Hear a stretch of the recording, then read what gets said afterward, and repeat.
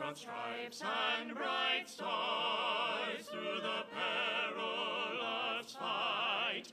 O'er the ramparts we watched were so gallantly streaming, and the rockets' red glare, the bombs bursting in air, gave proof through the night that our flag was still there.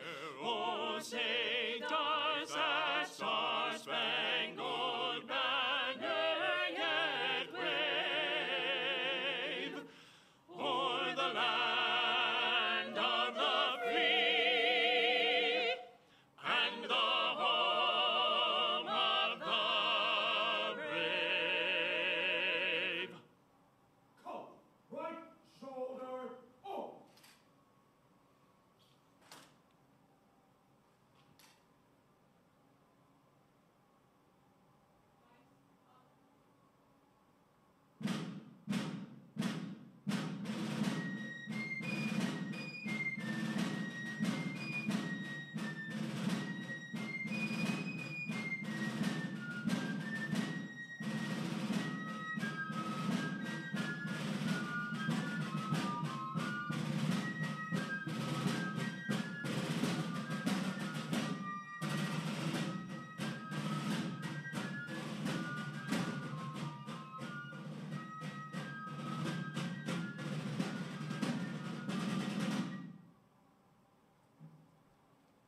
Chaplain Colonel Karen L. Meeker, MedCon Chaplain, Office of the Surgeon General, United States Army, will lead us in the invocation. Please join me as I lift a prayer. Creator God, how much better is the U.S. Armed Forces with both halves of our population able to serve? For when you make a woman warrior, she is faithful and fearsome and forever resourceful. May the legions of ladies who have come before to protect the lamp of liberty without praise or pay like Harriet Tubman rest in peace in the glow of your glory. May those who now serve 75 years later, wearing not only pants, but ranger tabs and so much more, may our service be strong and true regardless of the obstacles that remain. Unite us in your kaleidoscope of creation, determined to give our lives to this noble enterprise called freedom. And in 75 years from now, may the world be more compassionate toward the disadvantaged, more determined against oppression, giving voice to the silent, full of sacrificial love to do justly, to extend mercy, and to walk humbly before you. I pray this to be so in your holy name.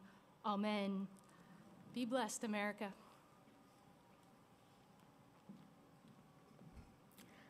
Ladies and gentlemen, please be seated. The Honorable Michael B. Donnelly, Director of Administration and Management.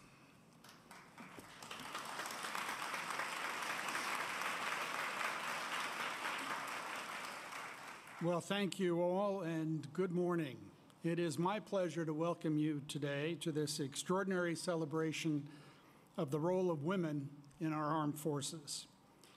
We're joined today by 4 veterans from the Armed Forces Retirement Home who lived the history that we are honoring today.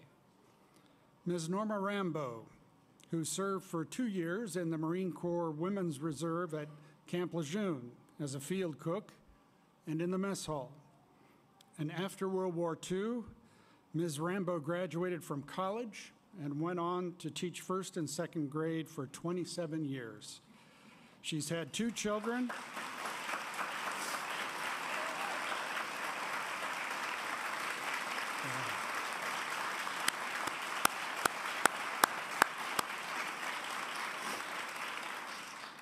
She's had 2 children and lived most of her life in Michigan. Ms. Marion Marks, who spent her career as a member of the Women's Army Corps, the WACs. Her first 9 years were as a cryptographer. Her remaining 12 years were as a dental hygienist. Ms. Marks began her career at Otis Air Force Base and was also stationed in England, at McChord Air Force Base, and in Hawaii. After retiring, Ms. Marks lived in Rhode Island near her family. Ms. Marks.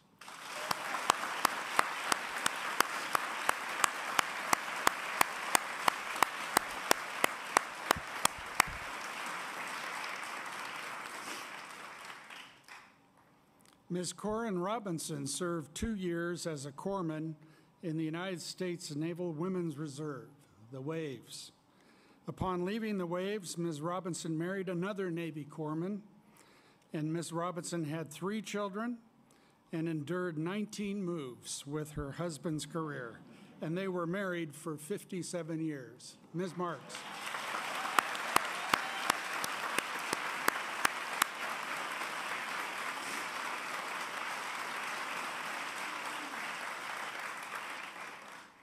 Ms. Hillary Rosado served in the Army as an imagery analyst and retired as a CW3. She was born in New Jersey, grew up in Scotland, and enlisted at a U.S. Air Force base in England. Ms. Rosado raised 2 daughters and has 2 grandchildren. Ms. Rosado.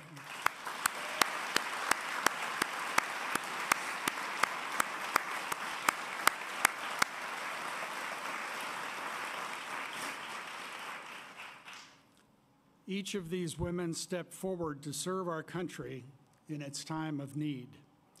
And by doing so, they stood up to the skeptics, the doubters, and the naysayers. They made history. Thank you, ladies.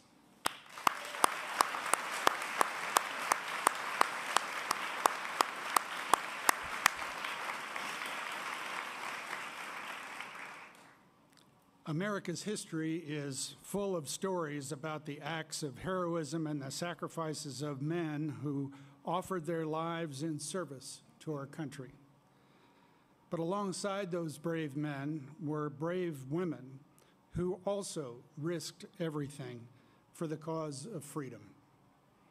In the Revolutionary War, the Civil War, and in the First World War, women served.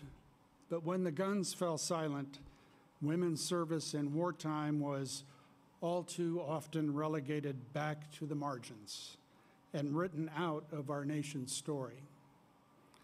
During the Second World War, approximately 350,000 women served in uniform overseas and at home as part of the greatest generation. After the war, American military leaders decided to write a new chapter. They realized that it would be impossible to secure the peace in a troubled world without the continued service of military women. And so in 1946, the Army requested that the Women's Army Corps be retained. After 2 years of debate on women's roles in the military, Congress agreed. And on June 12th, 75 years ago, President Harry Truman signed the Women's Armed Services Integration Act of 1948. Today, we therefore commemorate this legislation and the permanent integration of women into the armed forces. This law was not the last chapter, but the beginning of many firsts that have made our military stronger and pushed our nation to realize its highest ideals and fulfill its fullest potential. One of those firsts has joined us this morning, and it is now my pleasure to introduce you to one of the first 2 women to ever graduate from the Army Ranger School, Major Shay Haber.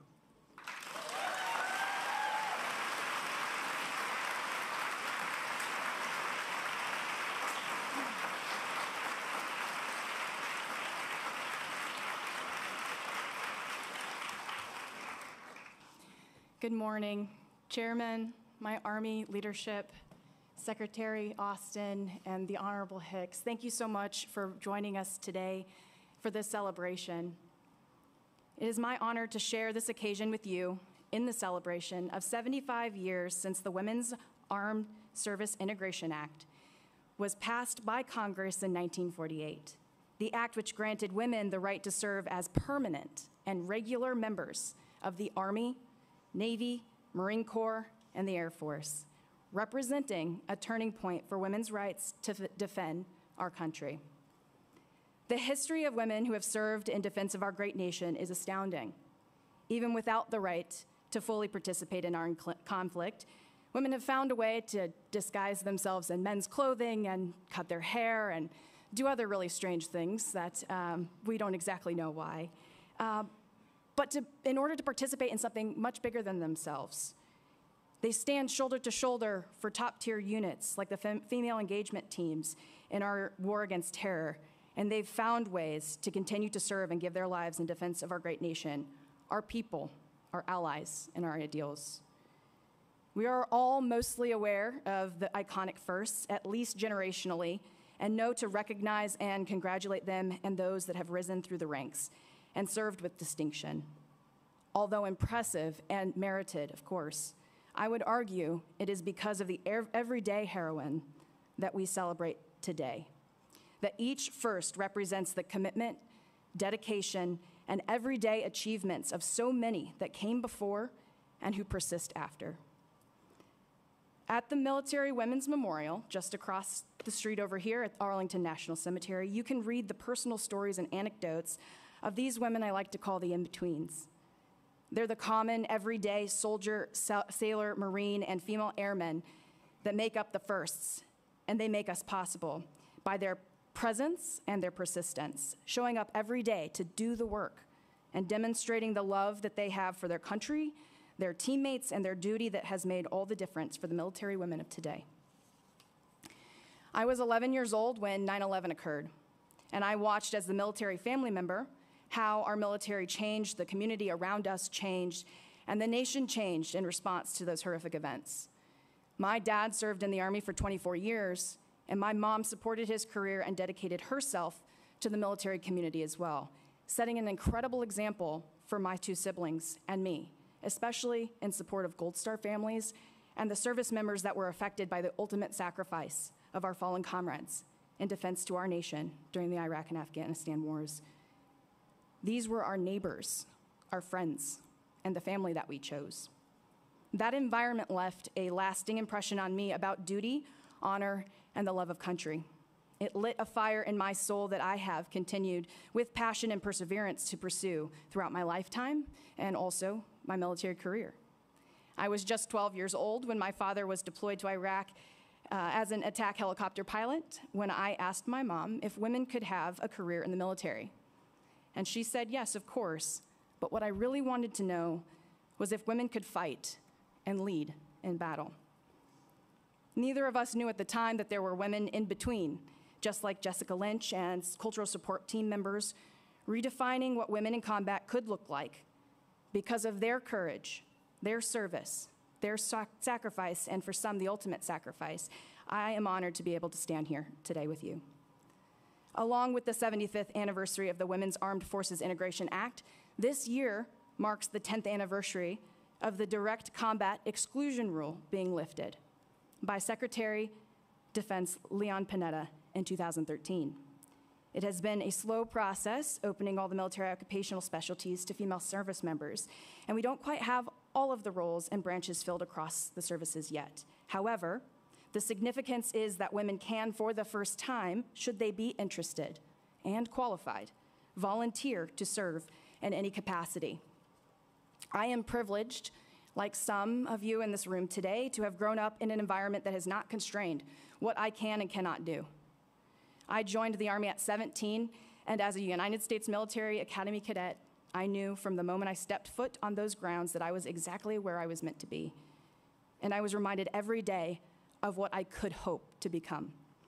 The Army has given me incredible opportunities to test my mettle and consistently push myself to improve individually and as a team member. I get it right some days, and other days I make mistakes.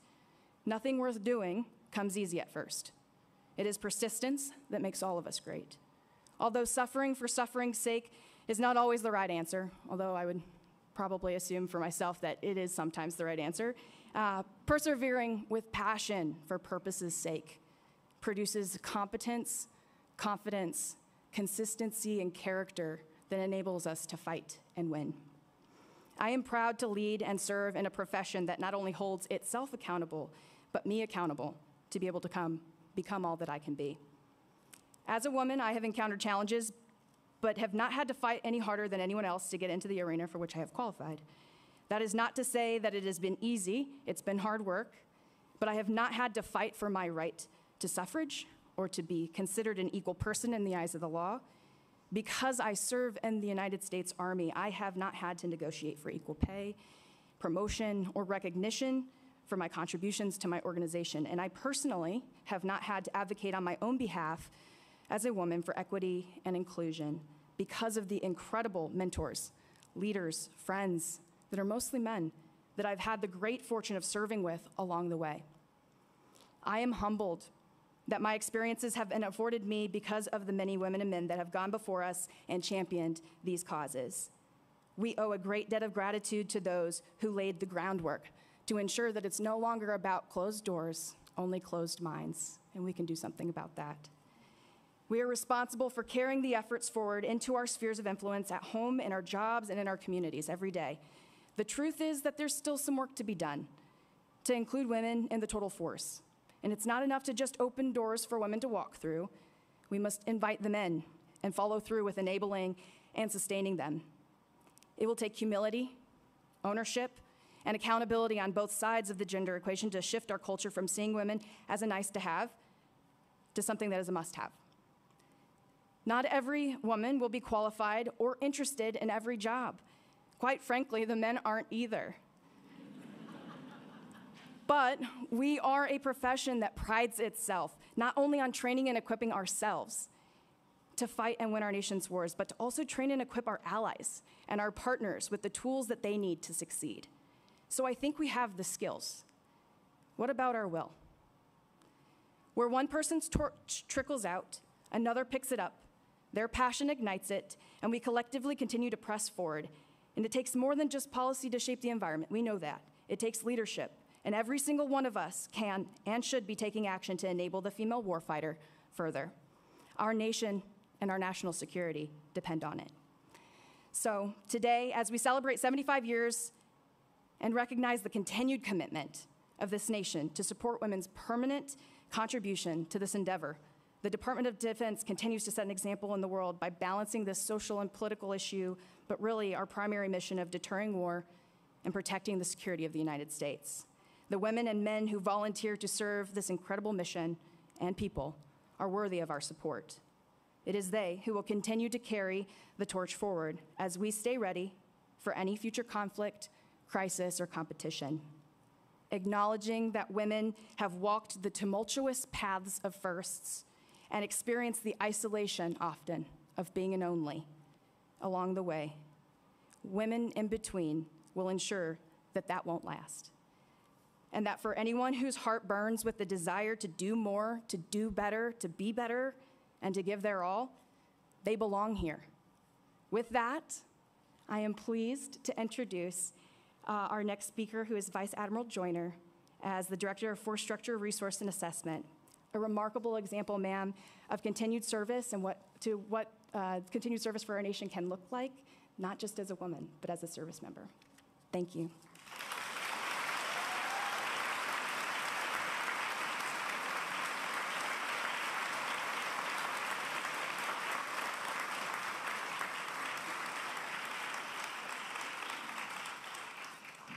Honored guests, I am so pleased to be here today. Mr. Secretary, secretaries, I see the Joint Chiefs, I see the men and women who serve in so many capacities. It's my honor, but mostly I stand on the shoulders of giants, one of which is only 5 feet tall, I've been led to believe. So I truly am shrinking as I go, but certainly you all are giants in my heart. And I could not be here today without you being here and persevering through so many things. So thank you. Every day I serve, I am so grateful to be here. It is the gratitude to be given the latitude to serve in every capacity.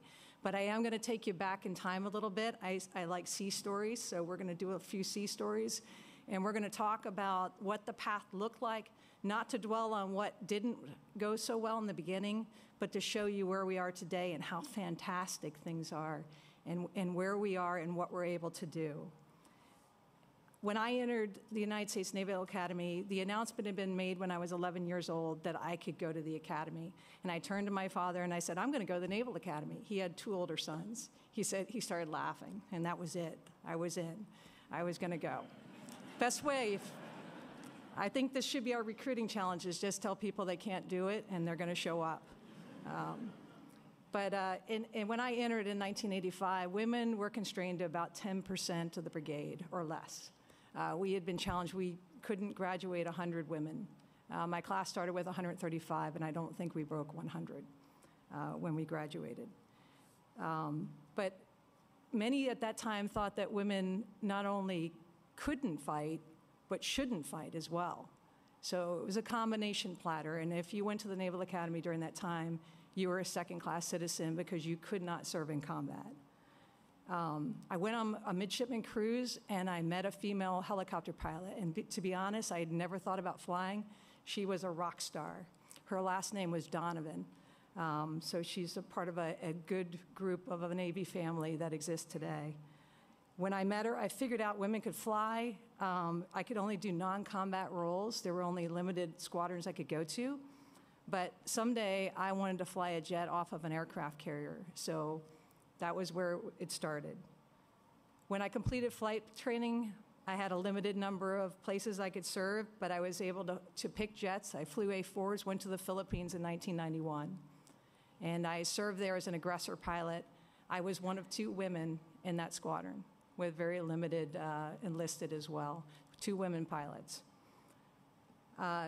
It was very clear from the beginning that not being able to serve in combat was going to be difficult. My male counterparts, that's what they valued. They understood they wanted to do that, and they understood that's really what service was about for them at that time. So it was a difficult time in that squadron as we went forward, though there were always supporters who helped out. But what happened in 2003, or 1993, was very remarkable, and it was the repeal of the combat exclusion law, and that changed everything. And that was the segue that came after our 75 years that we're celebrating today. And that allowed me to become an F-18 pilot and to serve more fully. And I was able to go, and I was behind my male counterparts. I'd been in 2 VC squadrons, so I went to sea for 5 years, and I served. During this time, I also married my husband, and we both deployed different directions because he was a naval aviator as well. And I knew I was in the spotlight because there were so few of us. I was one of 2 female pilots in that squadron who became 1 pilot at the time, and I knew that every time I did something, people were watching. There weren't very many. But persisted, and in 2007, coming forward, I became the CO of a strike fighter squadron. Amazing. I was the CO of the gunslingers. And with me in every place within the organization were women. I had a female master chief, I had a female maintenance officer, I had female pilots, and I had female enlisted all through the ranks, female chiefs, and it was a completely different experience. So while in command, I'll tell you a story of one night where I launched from the aircraft carrier. It was OIF, it was 2007, and it was a surge. And we were going to drive the bad guys out of Iraq.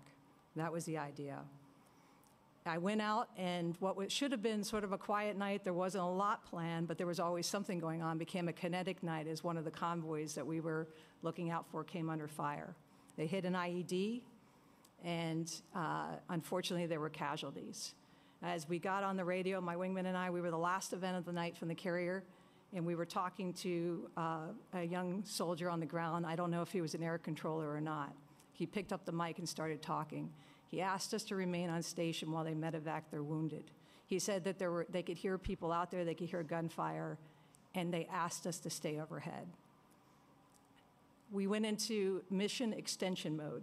So you start managing your gas, people start trying to help you, The CRC starts vectoring all sorts of help your way. They start sending tankers your way. And some of those tankers, they had men's voices and some had women's voices. Those CRC operators, some were men and some were women, and it didn't matter. So as we were doing a daisy chain, we were going to the tanker, they were pushing gas to us, we stayed overhead, they were able to medevac out their wounded, and they were able to safely exfil out of the area and go back, and they were able to not come under any other fire or take any other casualties. My wingman and I, knowing that we were a couple hours past our recovery time, flew back as fast as we could, all the way in afterburner, and came in and landed, and the entire flight deck was silent when we shut down because everybody else had returned hours beforehand. Got out of the jets, and everybody's like, well, where have you been? And we started telling the story, and you could just see the faces on the sailors as they realized that they were part of taking care of people. They were part of that mission. They were part of making sure that people on the ground stayed safe. They were part of the mission that was going on forward in Iraq at the time. And what I will tell you is it's a shared mission. It's a shared story. It was men and women, and nobody cared what your voice sounded like, what you looked like. All they wanted for you to do was to do your mission. So that's the story I'd like to bring forward today. That's where we are today. Nobody cares what you look like. Just do the mission and do it well. So today I'm surrounded by men and women in uniform. They fill every role. Army Ranger here today to join us. It's a pretty amazing situation that we see as we're able to serve in every capacity. My husband and I both served. We served together, and he retired after 25 years of service. And we were able to balance out and have 2 wonderful children. He took care of my kids 2 different times while I was on deployment by himself, and I took care of the kids when he was on deployment. So, and we both agree that it's easier to be the person who goes than the person who stays. That tells you something. So, my children know what it is to serve, and my daughter is serving. She's entering into service as well. So that's what you bring forward. You bring that love of service, that understanding that there's something greater than yourself. And there are men and women today that are serving with distinction, and I am so proud to be part of their ranks. So as I look at today, today is a celebration. It's a celebration of what you all made possible. It's a celebration of what continues today and what is continued to open doors for women throughout the world. I think we are an exemplar, and you made that possible. So as we talk about great and capable women, I have to turn, and I have the distinct pleasure to introduce our Deputy Secretary of Defense. She is our 35th Deputy Secretary of Defense and just happens to be our first woman Secretary of Defense, our Deputy Secretary of Defense. So it is my pleasure to introduce the Honorable Kathleen Hicks. And Madam Secretary, your floor.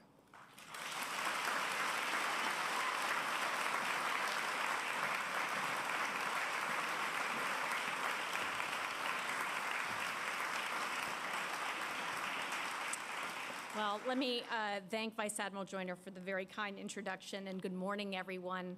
Secretary Austin, thank you in particular for the time that you're taking out of your busy schedule to join this important occasion. And I want to also acknowledge, as my colleagues have done, Ms. Rambo, Ms. Marks, Ms. Robinson, Ms. Rosado, welcome to the Pentagon, and thank you for your service. Let me also acknowledge Admiral Franchetti and the many service leadership members that are here today, Secretary of the Army Wormuth as well, and Congresswoman Nancy Mace. Thank you for joining us. What an absolute pleasure it has been to listen to both Admiral Joyner and Major Haver. Your words are inspiring. Your careers are inspiring. Since Major Haver graduated from Ranger School, 116 more women have successfully soared through the glass ceiling that she helped shatter. And today, 6 female students are currently in training. And Admiral Joyner, you are nothing short of inspirational as well. The first woman to command a U.S. Navy strike fighter squadron and the first female commander of a carrier air wing. It's no wonder your call sign is Clutch.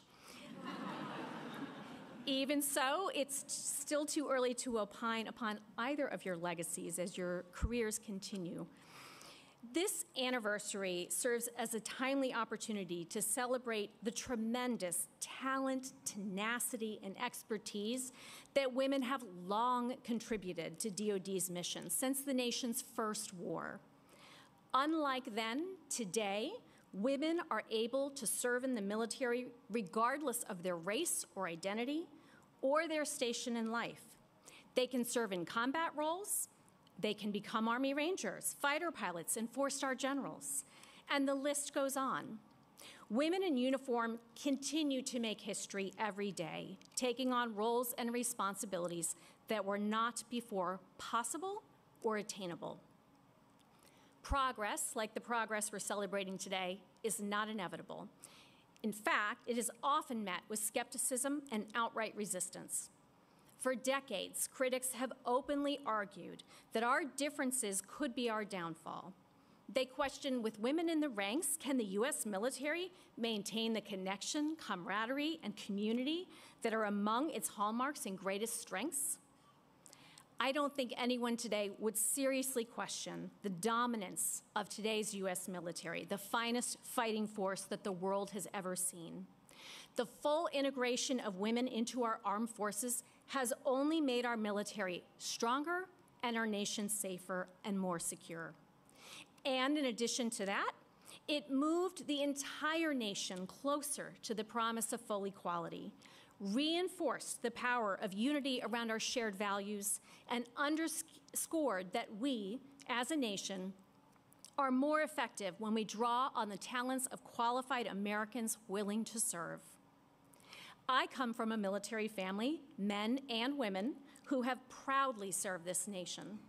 In fact, back in 1975, my father served as the action officer for the admittance of women to the Naval Academy. So you're welcome, Clutch. Back in 1976, 81 women trailblazers entered the Naval Academy for the first time. 55 women graduated from that class.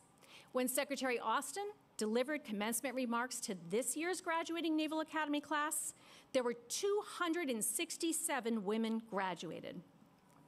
So we should be proud of the progress that the department has made to maintain a U.S. military that reflects the nation that it is called to defend. It is historic, and we rightfully celebrate it. Yet as we do, we acknowledge that our work is not done. It is our responsibility to break down even more barriers for all of us and for the generations to come.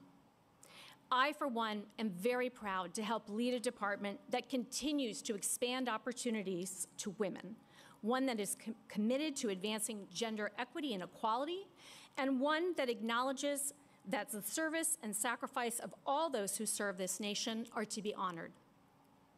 So I thank each and every one of you for coming to celebrate this occasion with us today. And it is now my honor to introduce our keynote speaker, Secretary of Defense Lloyd Austin. There's more. Secretary Austin, throughout your very brief 41-year career serving in the U.S. Army, Secretary Austin distinguished himself as a brave warfighter, sharp strategist, and empathetic leader. Over the past 2 years, as our 28th Secretary of Defense, he has doubled down on that legacy. He has deepened our partnerships with and alliances throughout the world, tackled tough security challenges, and ensured that DoD is prepared to defend the nation now and far into the future. Mr. Secretary, the floor is yours.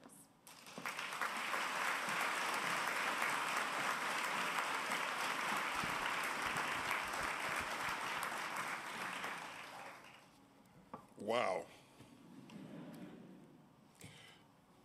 Well, good morning. Let's hear it again for our outstanding Deputy Secretary.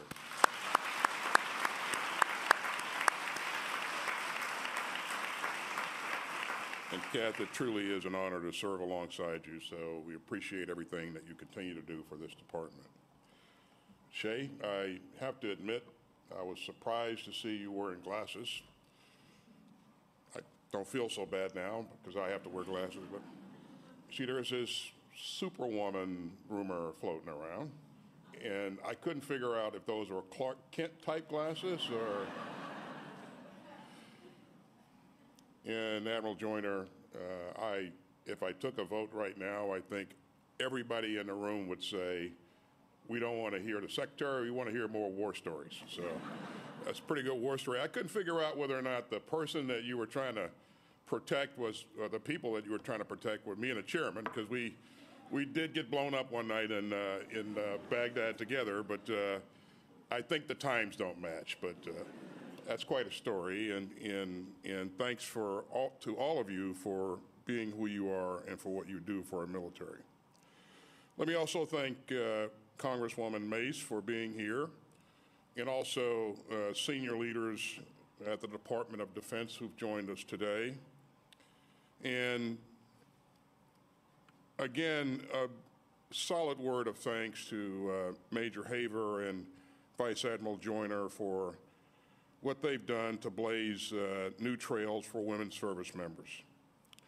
And so today we celebrate 75 years since President Truman signed the Women's Armed Services Integration Act. And of course, as Mike said earlier, women have always stepped up to defend our country. In our Revolutionary War, women operated behind enemy lines as spies. In the Civil War, some 3,000 women served as nurses for the Union Army. And during World War I, women were translators and accountants as they operated switchboards, and they operated switchboards. And by World War II, women were driving trucks and rigging parachutes. And they were serving in the Marine Corps like Norma Rambo, whom you just met. And women began cracking code as cryptographers like Marian Marquez, as you also met earlier. And they paved the way for more women who are joining us today, like Corinne Robinson, who served in the Navy, and Hillary Rosado, who also served as an imagery analyst for the Army. Let's thank all of these great Americans for their service once again.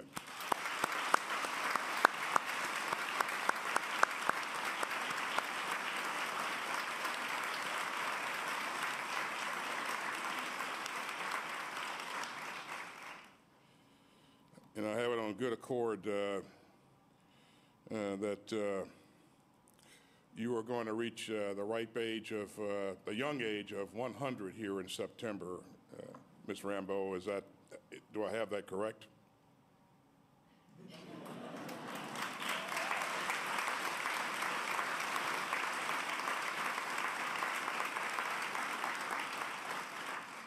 God bless you.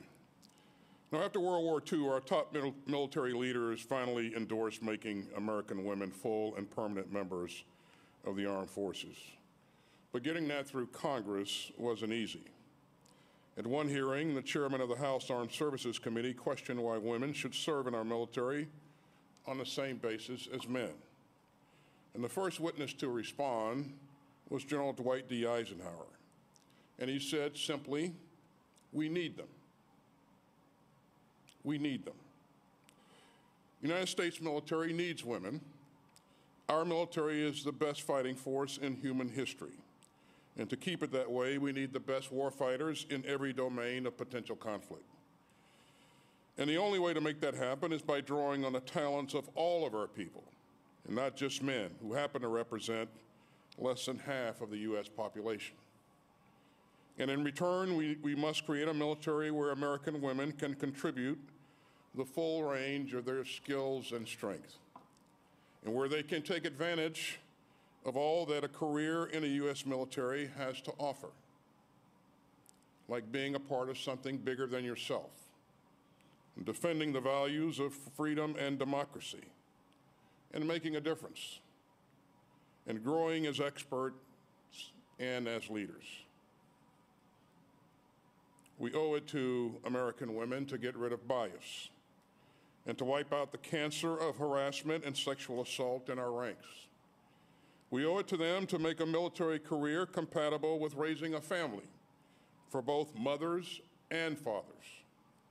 and we owe it to them to break every barrier in the way of their service. This is a priority for the Department of Defense, and I'm so proud to have you all as teammates to get it done. You know, back in 1948, one of the main supporters of the women's integration legislation was Colonel Mary Halloran.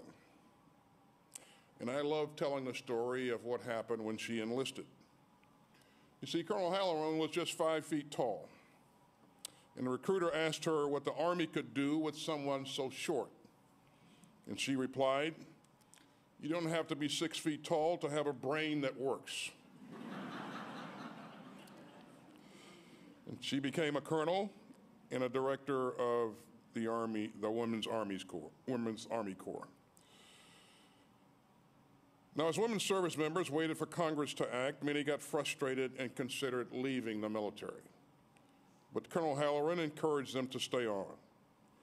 In an open letter, she reminded them of the hurdles that women had already achieved, already cleared. They'd already proven their value in wartime and in peacetime. And she said, "Those who bet against you lost." And ladies and gentlemen, 75 years ago, American women won again. And America won yet again. We've now had 3 women lead combatant commands, including General Richardson at Southcom and General Van Ovost at Transcom. We've had distinguished women 4-star officers in the Army, the Navy, the Air Force, and the Coast Guard. And Command Sergeant Major Veronica Knapp recently served as a senior enlisted leader of the 101st Airborne Division. And 3 years ago, Joanne Bass became the first woman to serve as Chief Master Sergeant of the Air Force. Women's service has made our military stronger, and that's worth celebrating today. And it is yet another spur to drive us all to make even more progress as we go forward together. So let's renew our resolve to make our military even stronger, more capable, and more just. For all the brave patriots who raised their hand to serve our great country. And I am truly honored to be here with all of you, and I'm proud of what our women contribute to this great country.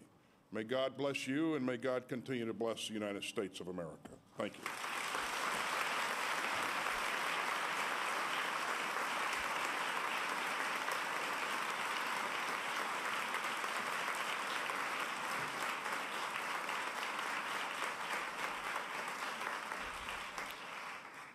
Ladies and gentlemen, the Pershing Zone United States Army Band Vocal Ensemble will perform Making History.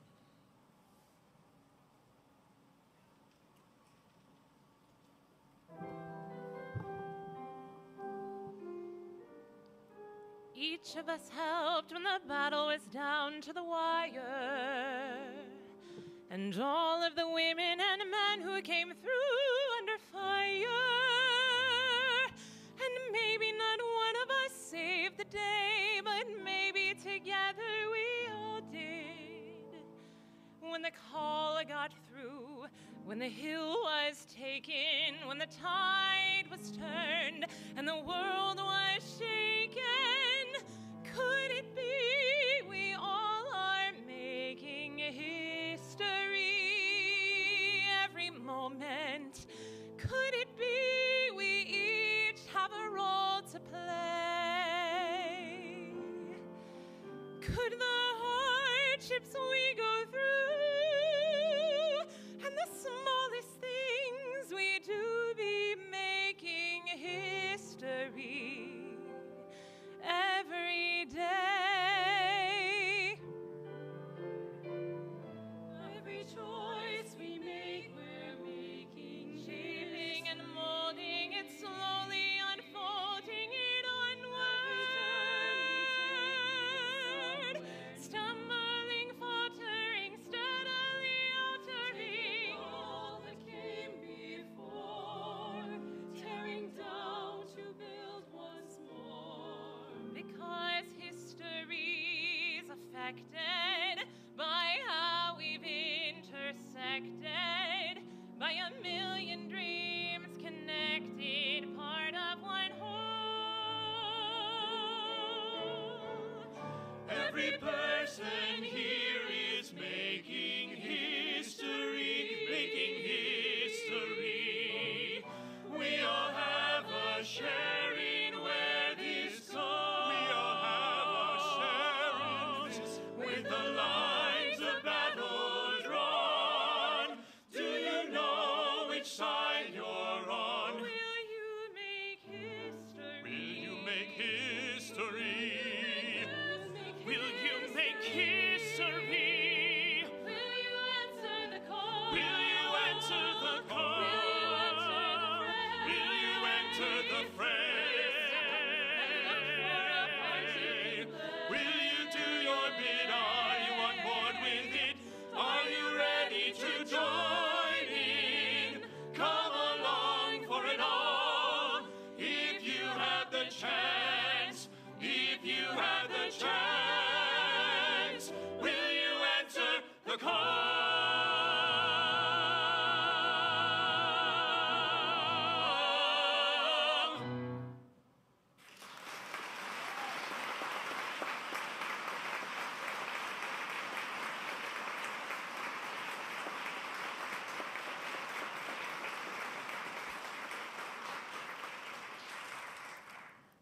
Ladies and gentlemen, please rise for the departure of the official party.